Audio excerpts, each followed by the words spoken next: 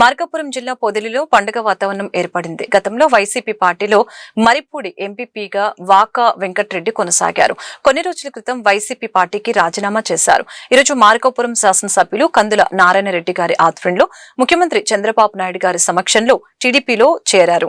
విశ్వనాథపురం ఆంజనేయ స్వామి ఆలయంలో ప్రత్యేక పూజలు నిర్వహించి పార్టీ శ్రేణులు, కార్యకర్తలు, అభిమానులతో పెద్ద బస్టాండ్ సెంటర్లో ఎన్టీఆర్ విగ్రహానికి పూలమాలలు వేసి సీఎం క్యాంపు ఆఫీస్ కు తరలిపోయారు.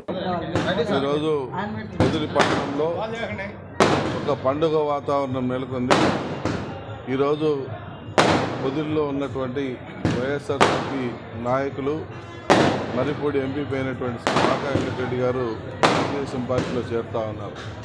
ఈ సందర్భంగా తెలుగుదేశం పార్టీ నాయకులు, కార్యకర్తలు చాలా ఆనందంగా ఉత్సాహంగా ఉన్నారు. ఎందుకంటే ఒక బలమైన నాయకుడు ఈరోజు తెలుగుదేశం పార్టీ పార్టీకి గౌరవం, అలాగే పార్టీకి ఇంకా కొద్దిగా చేస్తున్నట్టు దుర్మార్గ పాలన చూశారు. ఇప్పుడు ఈ పాలన చూస్తూ ఉన్నారు. ఈ పాలన పట్ల ఒక మంచి అవగాహన, ఈ పాలన పట్ల ఉన్నటువంటి ప్రేమతోటి ఈరోజు వాకా వెంకటరెడ్డి గారు తెలుగుదేశం పార్టీలో చేరుతున్నందుకు వారిని మనస్ఫూర్తిగా అభినందిస్తూ ఉన్నాం. వారి అనుచరులతో వందలాదిగా ఈరోజు పార్టీలో చేరుతూ ఉన్నారు.